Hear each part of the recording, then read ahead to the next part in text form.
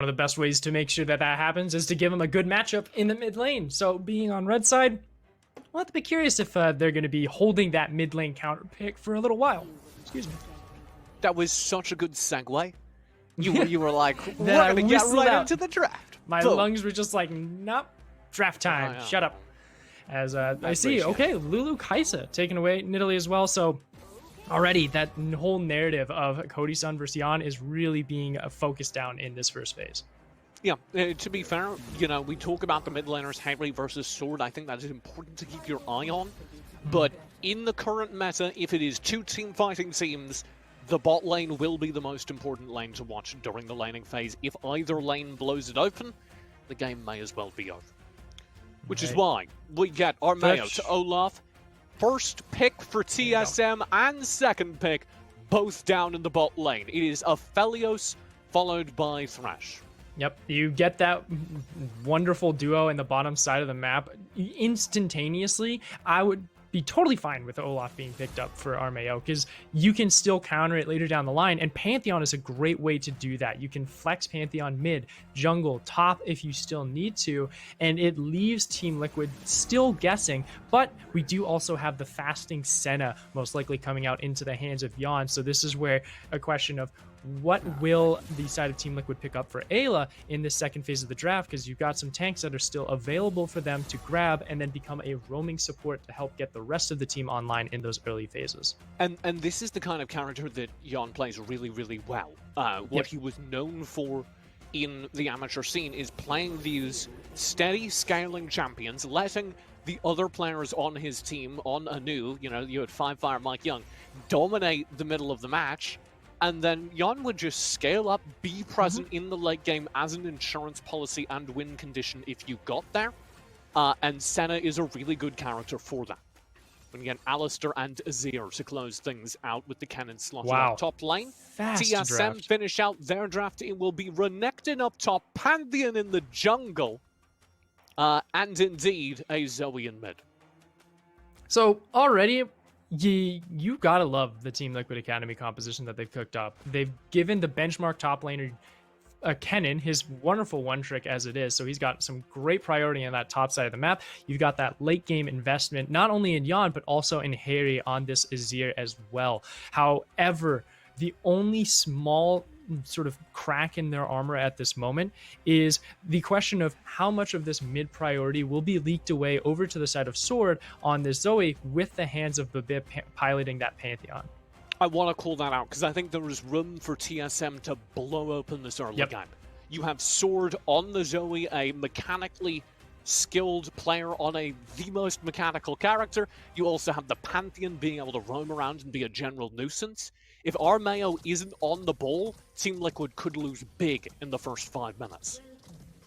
So they're on a little bit of a timer here for TSM, I'd have to say. They need to blow this game out of the water because of how oppressive the new fasting Senna is and the amount of zoning pressure that both Harry and Ayla will be able to provide on both of these picks later up down the line. And the one other place I can look at is Cody Sun and Fizzy with the Aphelios Thresh. Great team fighting composition in their own right, yes, but also they can oppress the laning phase really well. So Ayla is going to be really playing double duty of not only as a roam support to help give Armeo some extra jungle pressure in the river, but also trying to make sure that he can mediate and sort of be a referee in this bottom side of the map saying, nope, what you're doing, Cody Sun and Fizzy, is illegal. Go back to your turret. Let me go ahead and roam out and check out the rest of the map while we do so. I don't think we're going to see anything unless Ayla walks into this Thresh. This could be a late game invade, yeah, or a late lane invade. Oh, we are going for it. I'm glad I held that thought. Armeo will kite back. He's seen it all. Ayla's roaming around the side here.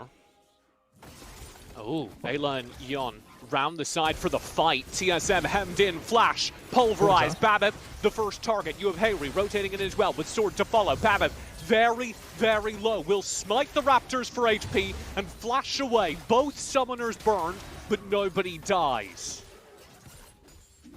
Just yet. I'm waiting for everyone to disengage out of this jungle and go back to their starts. And with that, TSM try to break this game open very early, but come out losing in the end. Bebip extremely low, having to start his initial jungle pathing on his own without that smite. So he is going to be off to a very slow start. Armeo on this Olaf is going to be more alive.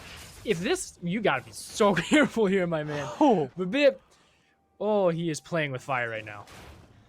Oh. He can't do it. He can't do it. He has to reset. He has to go back. Oh, this is such Lord. a tragedy for TSM, because now that entire early game is now moot of that point of Sword and Bebip being able to break this game open just earlier. Now we have to divert our eyes back down to Fizzy and Cody-san. When will they hit those power spikes? Or are they going to be able to hit 2 first, at least level 2, to see if they can gain priority in this bottom side of the map, to see if they can at least be on recovery duty to get Bebip back online? Bebip, the former OPL prodigy, Legacy's jungler, for their fantastic runs, and he's already just out of the game. Like, I hate to put it like that. Yeah. It is possible he comes back, but it's 14 CS to 0. Oh god. Oh, yeah, Lord. he has not even gotten his first CS yet. He is not going to for a while because it is going to take him time to kill this. He does not have smite. He does have smite back now. Okay. Yeah. He has to smite it too. He's not going to be able to do an initial full clear, and Armeo is looking to get into this jungle. This is a level 3. Oh gosh. He's just gone. Oh, he can't fight this. I can't watch. Oh. Sword will protect him. Armeo, of course, now knows everything we've been watching. He now knows that Bebip had exactly as disastrous level 1 as they might have hoped. And we will see how they choose to invest that advantage. Because that's the big enigma, right? Is you now know of how tragic Bebip's entry into this game has been, but how much are you going to start to oppress that? And Olaf is in this weird situation. We can't really contest with the Pantheon. Yes, he's level 4 to level 2. You could literally just run at him and kill him. But the priority of the lanes right now is in TSM's favor. They're giving that recovery time for Bebip to try and catch up. It's now a question of how much of this punishment will go unrewarding for Team Liquid, where they're just okay with farming in this bottom side of the map. I want to see if Armeo can crack open this bottom lane just a bit so Ayla can walk with him into Bebip's bottom half of the jungle, get him thwarted away, force him back to the top side of the map, and then possibly force a dragon. I do want to also watch her language a little bit, because even if Team Liquid don't directly force Bebip to, lose more, to snowball more, the mere fact that TSM aren't going to be able to make any aggressive plays for the first 10 minutes of this game is already disastrous for a team that we harped on so much needing these first 10 minutes. Guess you can still look towards Hanser to be sort of a shining light in the dim situation that they're running into at the moment, just because of how well he can trade effectively against Jenkins. Hanser, I give him the benefit of the doubt with this matchup because of how well he has performed in recent matchups in the Academy season. But now with this shift, there is no real knowledge now anymore of Team Liquid knowing where Bebip is, so they need to track him down, give Armeo a green light to work off of, and then really try and punish these deficits. I want to see a solo Drake right here, right now from Armeo. Like, get the call, say, hey, we've got priority bot. I want to see Harry hold this mid lane and go for Dragon, but Jenkins, tower dive, slicing Maelstrom. Oh my Flash gosh. away, he's fine. Hanser, one more turret shot. Okay, he'll survive as well. TSM are going to get a plate. Team Liquid will get a dragon. I'm sorry that the eyes were diverted up there. That was not a necessary gank that you needed to make from TSM. You could go in and get some priority for sure into the top side of the jungle, but a turret dive was just out of options. And the fact that they reached for that now causes an even greater deficit for this top side of the map for TSM. And with Dragon now being taken over by Armeo on that solo Olaf pickup, you can look at the timer and say, okay, we've got 6 minutes and 30 seconds on the clock. Herald is going to be up in about 90 seconds. Let's see if we can win some priority back, get some vision into this top side as well, and challenge for this Rift Herald and make sure we can severely punish TSM's start. I think a lot of it was that they are so desperate to give something to Bebip. They're saying, okay, well, Jenkins is low. Maybe we can make something happen. I suppose, but it's something where it is so dastardly and it's such a Hail Mary play that even with this early game composition, you can't really go for it. But yeah, we might just be caster cursing them at this point, TJ. Jenkins having to stay ahead of a full roam up. Armeo and Babip both here. There's the Ragnarok. Run, Babip. Smite will land. Babip is just gone. First blood pass to Jenkins as TL continue to remove the TSM jungler from the video game. He is death sentence. He is not having a fun one, and already Island Yon trading blow for blow against Cody Sun and Fizzy, the other potential condition to help them get into a mid-game power state, and unfortunately he's just staying even right now. I feel like you can see Cody Sun and Fizzy like desperately trying to force something here. Yeah, they are frustrated, and seeing what had just happened on the top side of the map, here it is once again. Armeo had read this. Jenkins had great communication saying, hey, look, they're trying to get Babip ahead through me. Let's see if we can create a counter for it, and it's just a perfect start. They know of how massive Armeo is right now, and it just creates a great conversion to that top side of the map. I want to see this reset coming in from Yon and Ayla. Ayla move into the mid lane, get that control for the Rift Herald, as Armeo clears up his bottom side. Perfect into Shelly. Take that one, shut everything down, take some plates. Yeah. And, you know, we were talking about the kind of desperation and frustration over on Cody Sun and Fizzy. It is very valid because, as we touched on, Team Liquid look much better in the late game. Yep. So TSM needs something. They need to at least be present during the mid-game, and they are so far behind right now. I do not see that as a possibility. And that was a surprising point in my notes, too, of something where Team Liquid had some struggle in those mid-game fights. They drafted composition that helps bolster for that. Oh, nice catch! Cleanse on cleanse but for that. Just got the Blast Cone cleanse, yeah. Yeah, we'll be good. Usually, you can see Fizzy's going for things, though. Yeah. They just keep that on a timer, though. They say, okay, Jan's got his cleanse down. Let's see if we can try and bring some attention. I want Babip to just power farm to level 6, and then, if they can, attract some attention down to this bottom side of the map, and then get that kill onto Jan. Because once you hit level 6 on Pantheon, the turret dives are much more appetizing, because you sort of force them into that choke point and create that pressure for them. It's just a matter of if they're ever going to have the chance to, because Armeo is now sitting on this bottom side, making sure that he can keep track of any potential ganks. And Pantheon is basically just a CC bot now. Pantheon is a real fancy Rift Herald. Oh, Haunter got it. All right, he can keep track of the scuttle just in case Armeo tries to sneak that as well. I do also see that sneaky control ward in there as well. That was placed by Jenkins. So everyone's keeping eye on those objectives now because of how desperate TSM is to just stabilize this game, and Team Liquid is hungry to try and find those picks. I'm a little sad that Fizzy hasn't sort of broken out into the river a bit more to try and get that control, but at the state that TSM is currently in, you can't blame him for it. And I want to go back to something I touched on earlier in this, which was, of course, you know, Team Liquid might not press super aggressively with the advantages they've earned. That's because, by default, this is an advantage, regardless of what happens. Yeah. Some nice damage on Ayla, though. Yeah, scary. Cody Sun pulling out the crescendo and demonstrating just how irritating that is to fight. My next question, really, for Jan here is, it looks like he might be going for the Kraken Slayer build. However, he did go Glacial Augment, so Gale Force could still be in the pocket. This is that turret dive that I was talking about.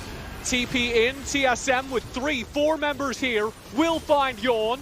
Fizzy's going to be joined by the entire rotate from Holzer and Babip, and they will get both kills down here in the bottom lane, as well as several turret plates. That is exactly what TSM needed. That gets them back into this game, and then some. And perfect setup from TSM as well. Exactly on the point of a bit. No, with the amount of caster minions, he actually might. It's a question of if Armeo is going to be able to answer. But this is exactly like on level 6 point. Everyone collapses down for this. Haunter is there. Sword is there to just cover the flanks. And every single member is working together to make sure that they can get back into this game. The recovery system is online. I'm not going to say Babip's back in just yet, but he's loading in. Cody Sun gets the first turret. Babip gets the first Drake. I do not believe it. Second Drake, TSM are just absolutely back in this game. Sorry, second Drake. Yeah. Good. Like, TSM's back in the game. It's just a question of if Babip is still online just yet. Like, he's loading in, sure. Like, he's definitely in the reconnecting phase because he's able got to an get back with the SSD. He Pantheon. will be fine. He got that new router. He's logging in. That's why FlyQuest couldn't connect. Little inside joke on the broadcast side. But now this is where Team Liquid is getting punished for their inactivity of this early game. Yes, you have a late game scaling team. Yes, you can have lanes that are very neutralizing. However, when you're not using the information that was given to you, you run into situations like this where even if the even skirmish is going to be difficult. Hunter on the front lines does take damage, has to burn his ulti. TSM seem a little split. Half their team wanted that. I think TSM was kind of backed away. TSM was pretty condensed for that fight. Thankfully, Harry was able to use that Emperor's Divide to force them away from the rest of Team Liquid. And this is what I was talking about, is that Team Liquid wasn't using that information and that handicap properly. And now TSM is on the upper advantage, has the tempo control, and was able to at least win back some different waves. I see that the Rift Herald was taken. Yeah, I think it was actually denied, excuse me, as no one is currently holding on to it. And then I think it was used top side to take down that turret on the top end. We do miss some of this in replay, but I think you're right. Yeah, it was just the scuttle on it. I was just scrubbing back just to make sure, so that was what had happened. Oh my god. You're so good at your job, Kaka. I do my best. Still, improvements, just like Academy is, as Hanser is looking to see if he can get some health back, but Jenkins is making sure that ain't happening. This is 2 million waves. Hello. We've got Armeo as well. Slicing Maelstrom will come in. He doesn't have stun dominance. initially. Hanser, flash away. Undertow misses. Flash to chase. Second undertow misses as well. Third undertow misses. Hanser very nearly turns that. Armeo will survive. Oh man, go back, play some Mundo Dodgeball once we get out of this game and just practice those axe throws. But a close call there from Hanser, being able to almost turn that around. But at least Jenkins was able to make the right call. Says, hey, look, we can find this pick. He doesn't have dominance available. We can burst him down, take out that win, even up the kill score 2-2. But now they have to address back to this top side where Fizzy and Cody Sun are continuing to apply the pressure. And that one underlying factor that we talked about in the draft, where will Sword be able to grab a mid lane priority from the hands of Harry's Azir? It has come to fruition, and I can proudly say, yes, Sword is really dominating on this Zoe right now and is giving so much room for Babip to recover from what had happened in the early game and give some more priority to TSM. Yeah, TSM are really, really looking good again, which is heartbreaking if you're a TL fan, but real good for us because we got a great game of League of Legends. Check out Armeo missing 3 consecutive axes. There's one excusable. He dodged. That one... The second one, the first one, shame on you. Second one, shame on Hanser, because Hanser was able to mind tricked him. And then shame on you again for the third one, because that was just a straight shot. Like, you know what, I'm frustrated, just take my axe and die. But nope. It's the little things that count. It happens. The important thing is Armeo had the HP, and it was fine. Yeah, he's also 50 CS up still, so he can miss a couple axes here and there because he's got the gold to compensate. We do get Team Liquid kind of stabilizing after a rash of TSM victories across the map, but we are in a relatively 50-50 game right now. Gold is dead even. I say relatively because, again, we do both think that Team Liquid outscales TSM. Should we go late, but TSM have recovered to a state where they have advantages they can press in this mid-game. I'd be curious if I can get the observer to check in on what the current stacks are for Jan's Senna, because the new changes that came in had shifted the stack drop rate for the fasting Senna up a bit, but unfortunately for him, he's not fasting this time, so that drop rate isn't as influential as it could have been, so he might have less than he should have at that point. So he's at 29, and usually at the fasting Senna rate in the current 11.2 patch, you could get up to 30, almost 40 at this moment in time. And with Dragon now on the board, Team Liquid is able to grab that mid lane priority. Will TSM be able to find a flank here through all this vision? Sword, Fizzy, poking in around the side. We'll turn away, say, all right, fine, you can have a turret. I'm going to take our second Drake of the game. And indeed they do. No contest. And it being a Cloud Soul map really helps out with continuing to provide a scrappy environment within the game for TSM, because you're going to have Dominus up more often. You're going to be having the Skyfall from Babip as well, so you can constantly keep applying pressure on multiple points of the map and keep this team fighting composition that Team Liquid has cooked up off guard and on the back foot. So with Haunter now on the side lane, that's exactly what they're looking for. They're trying to keep this laning phase as stable as possible to divide those members of Team Liquid and continue their pressuring advantage. Jenkins does disengage from that bot lane successfully, and Armeo is taking advantage of the focus he's drawing to grab the second Rift Herald of the game. I wonder if the second Rift Herald is going to be as effective as the one we had seen last series. TJ? My god. I'll be curious. Be very curious. I was casting League of Legends Wild Rift the other day, and a whole lot of the mobile players have played competitive in other MOBAs, but they're like not used to the Rift Herald, and so I have seen some exciting Rift Herald usage recently. Some of them, they throw them down in the middle of the jungle, and you just have to convince yourself that they just misclicked it, just because of how Wild Rift has been going. But it's been a great game so far. Just as this one has been, and with now hitting this point where there's no true objective on the board just yet, you look at 20 minutes coming down the line, you're saying, well, can any of these teams really look for an early Baron threat? None of them can take it, but how will the vision control work for these teams? Because at this stage, Team Liquid, they can't pressure too far into TSM's jungle, where on the other side of the board, TSM can force sieges, they can force dives, and they can split up the members of Team Liquid fairly effectively. How will Team Liquid actually try and manage if they just try and confine into just grouping up into this mid lane and force TSM to answer them? Yeah, I do think that Team Liquid are headed that way. You can see them putting an awful lot of emphasis on farming up Yon. You can expect them to get serious once that tier completes. Rift Herald will be summoned down in the bottom lane right now. Yon and Hayrig not remotely near that, but they'll be rotating in. More effective than last game. We already got that turret on the board for Armeo, and they've gotten a lot of pressure here, and they're dividing up to, or sort of diverging to this bottom side of the map, saying, look, don't look at Baron, don't try and threaten that with any of your vision and try and split us up. We're going to stay together. We know Jenkins is strong. We know Armeo is massively ahead.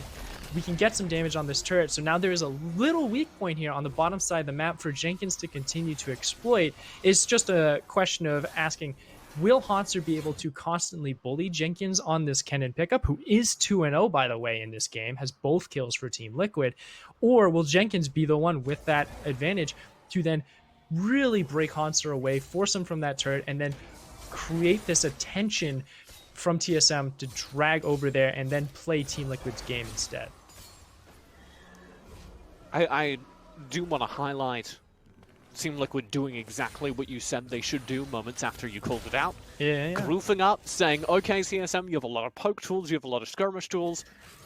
5 people, 1 Rift Herald, 2 times. The other thing that's kind of like a nice benefit for it when they do group up in a death ball, as it is for Team Liquid, is it gives Yon this nice safety bubble for him to step forward, proc some hits of Senna's passive, farm up those stacks a little bit quicker, and then sort of retreat back into that defensive ball curl that Team Liquid has with their composition. And that's what was really lacking for them in the laning phase, was that Senna thrives when she can bully her laning opponent, and because she couldn't do that with how Aphelios and Thresh were able to just sort of oppress her constantly when she tried to step up and challenge them, she's now very far behind. Yon has to continue finding those stacks elsewhere, and staying in this death ball sort of accelerates the deficit that they had earlier on. Yeah, I think it's a good sign for Team Liquid that Yon is picking up the pace as we head into this mid game, but they still absolutely can't start fighting until Yon is fully online. Yeah, like that is the reason we are still seeing this skirmish. That is the reason we have. Because if they can convert this into a sizable gold lead, they are setting themselves up for their dominant late game. We are at the point where Bambam, even if they hadn't had a disastrous early game, would be starting to fall off, starting to be less scary. Same for Haunter. People tend to doubt the power of Gore Drinker though, because Gore Drinker plus You Sterix think Gore Gauge. Drinker changes this? Yes, Gore Drinker Sterix Gauge is insane because it goes from having this stereotype in Sigma of Renekton and Pantheon being like, oh, they're just they're hard dive for maximum output of burst damage to take down the carries quickly before they themselves get taken out. But Gore Drinker Sterix Gauge reverse that. What? Hello, Jenkins, where did you go? I was just discussing why Sterix Gauge keeps you alive. Unfortunately, you don't just have keep that. talking. Tell me more about Sterix Gauge. Yeah, I because guess. it gives you that massive shield to also be able to give you the time to proc Gore Drinker on the optimal target acquisition. So that's what keeps it so well and so healthy in its own right. And unfortunately for Jenkins, yeah, he doesn't have that, and he just gets knocked out in a side lane. Hopefully we're going to be able to catch that on a replay or something. You brought it back.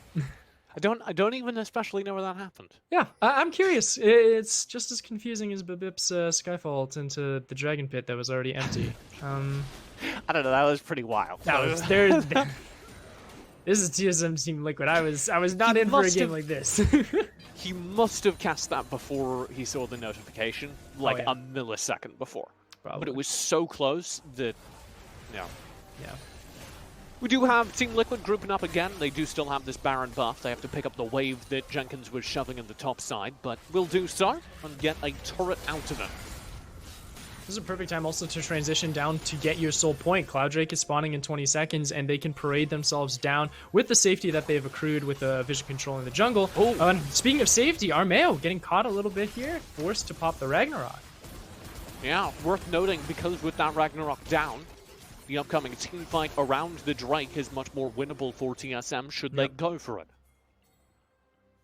That would be a great time to have a Pantheon ulti. Yeah, it would be. Well, he does have it, but they don't have the vision control to provide the confidence to try and check because they know all 5 members are down in that vicinity, and you can't just make a Hail Mary play for Skyfall to come in and sweep and get it.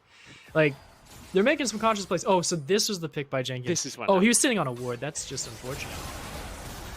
Bye-bye. Oh, that's real rough. Oh. Oh, what a sad little boy. I diagnose him with death. That is what Dr. Kennan was feeling. Oh. Seems to have recovered. It's alright, Kaka. Yeah. Good thing respawn timers are there. I need some Summoner's Rift healthcare, man. I need that. So do we all. Give me some of that. Jenkins is, I think, less of a threat than we thought he would be. He is still that team fight win condition, but we have seen him get separated and caught out a couple of times. Of course, right? Because like when he is playing to Team Liquid's, like the team's win condition of balling up as a fist and just driving down a mid lane and finding those flanks with Kennen, he's been doing really well. He's found those positions. It's just those plays when he's trying to do it himself and he's not sort of conducting with either Armeo or Ayla, that's where he's starting to find those hiccups. And it's given TSM some time to swing back into this game. And now I look at TSM here, all grouped up in the mid lane with Sword sort of playing wave management duty. And I see a 1-3-1 split here from Team Liquid. Ball up right now. We need to see some fighting here for them to try and force themselves back into a sense of tempo control. Especially because this turret is 1 HP. Yeah, this thing's as good as gone. Not a real turret. It is a hologram. And a mere paper mache of a turret. That would be really sick. I want to see that. Every now and then, like, crafts get voted up to the front page of the subreddit or the old forums. And it'd be really sick. The League of Legends community, do your thing. I want to see it on Twitter soon. But for now, we are just trying to see if Team Liquid can struggle to find a point of contention here, while TSM is still doing very well at keeping them divided and keeping the members of Team Liquid in different locations to where they can't maximize their win condition. I do see Baron is going to be spawning in a minute here, so the Vision War is back on, TJ. They're going to be trying to push out, get some control, see if they can find the flanks where either Haunter or Sword are going to be looping around to make sure that they control those waves and divert Team Liquid's attention away from the big purple worm in the river, where on the other side, Team Liquid needs to make sure they can shut down those eyes, create darkness for Jenkins to find that flank and get that team fight online. It is all about the Baron for TSM, though, because they absolutely must put a stop to this game, I think. The later we go, the stronger Team Liquid are going to be. They are absolutely fine letting that Baron sit, doing wormy things. That's okay by them.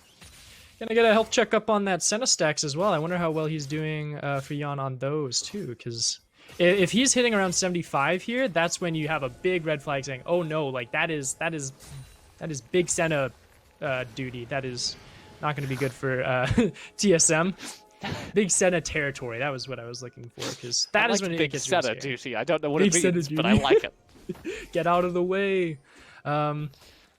At this stage, though, it's just so weird because neither of the teams has the priority to find that advantage, because they need so many different key points in place. It's like, either I need to find a flank, I need to find an engagement, I need to find someone out of position. That was a perfect point right there where we saw all those checkboxes coming into place. However, you force that summoner away from Cody's Sun at a great time when Baron has spawned. So when this comes back around, when they say, look, blot out that vision once again, make sure Jenkins has that flank online, and Ayla can be that frontlining Alistar as he is, to just get on top of the carries of TSM. Death Sentence does land. Armeo does not blow ulti. Is still sitting on Ragnarok. Look for Jenkins. Hello? Hanser caught out. Jenkins in the front line will land the stun. Blast Cone is burned. Hanser over the wall, will back. And Team Liquid is in the driving seat now, because not only is Baron available and they have that vision control in their favor, but they also have the dragon spawning in a few seconds. Like there is that sneaky ward there, so okay, TSM know what's up. Hanser has a TP. Yep, there you go. 5k on Baron. Cleanse Ayla down in the front lines. Headbutt pulverized. Fizzy trying to back away. Team Liquid looking for a fight. Fizzy low. Fizzy gone. A huge pickup for Haley.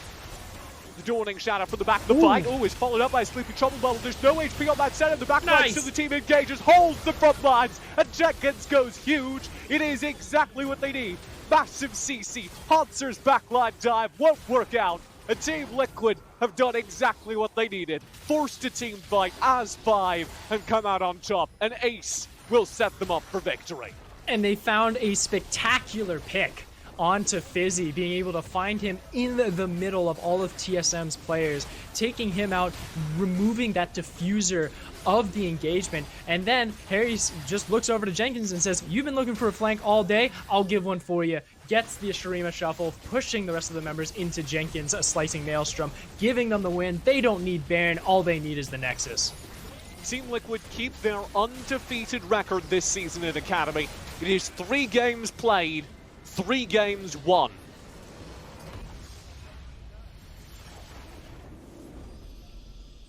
And remember, Babip started this game having to take his red buff at like 2 minutes and 30 seconds? Yeah, I do.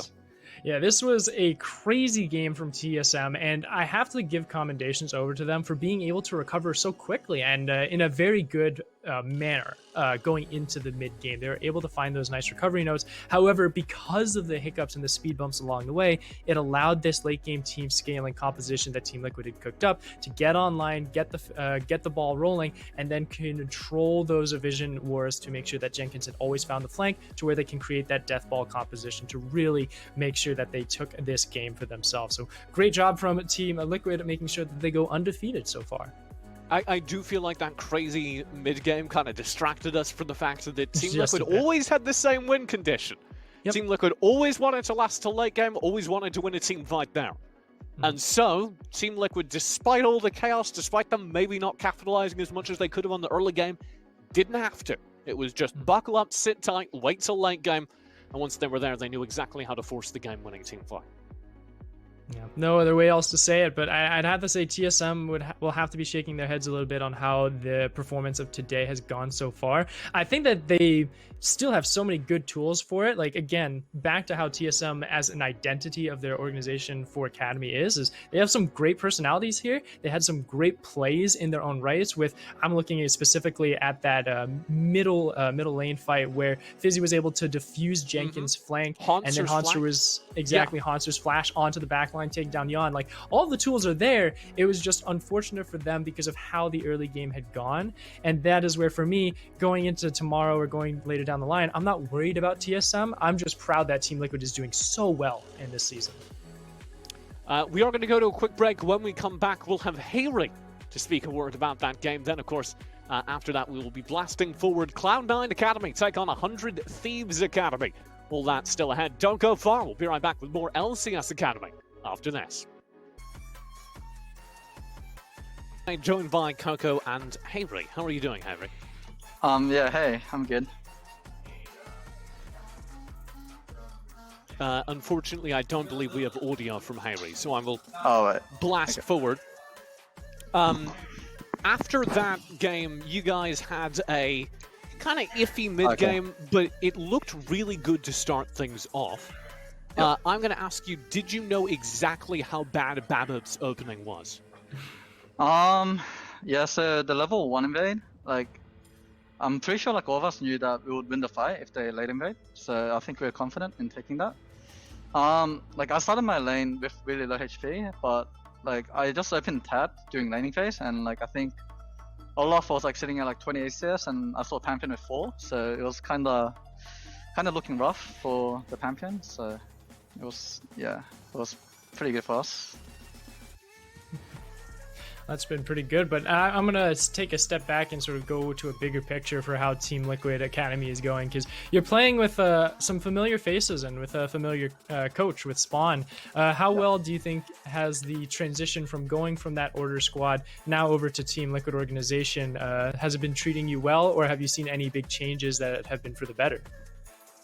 Yeah, I think it's been pretty fun. Like, it's good to see familiar faces, but also I'm versing a bunch of new players that I've never played before, so it's always fun when you verse new people. And also, I think the base standard like level in Academy is higher than OPL, in my opinion. So I think it's a lot more challenging. And also, I think just playing NSLQ when you verse like LCS players, that's always fun too. So I've been enjoying it so far, and I think we're like improving really fast. So it's really good. Yeah, I was going to ask you that. I hesitated a little bit to ask any of the OPL players this last week because they had just started off. But we are now into your second week of Academy. Team Liquid is thus far undefeated. And you are one of many teams with a little bit of an OPL core going in there, a little bit of Australian flavor. How do you think the OPL players as a whole are fitting into the ecosystem? How do you think your core as part of this Team Liquid roster are going to fit into this ecosystem? So I think the top OPL players moved into Academy. So all of the top players from last year like imported, and I think like the top OPL players are probably like Academy level or even higher. So but I think like me and Ayla, we're playing with 3 new teammates, and I think like Greg and Jenkins, I think they're very similar to our old top jungle, but I think they're like an upgrade. So it actually feels like we're playing on Order, but it feels like an upgraded Order. So I'm actually really familiar with the style, and it just feels like I'm playing with better teammates, so it does feel good. And about that record, are you planning on keeping it for the season? Yeah, hopefully. Like, hopefully we can keep this streak going. I think, like, yeah, like, we just want to keep this streak going. Like, I think we're improving as a team, so hopefully we get more wins. I think we're versing EG tomorrow, and I don't think they've been doing too well, so maybe that'll be a victory as well. All right. Fighting words, but in the mildest way possible. Thank you very much, Hayri, for your time. Yep, no problem. That will sum things up for our second game of the day, but we are by no means done yet. When we come back, we have Cloud9 taking on 100 Thieves Academy. You won't want to miss it as the games heat up here in the second half of our Academy day.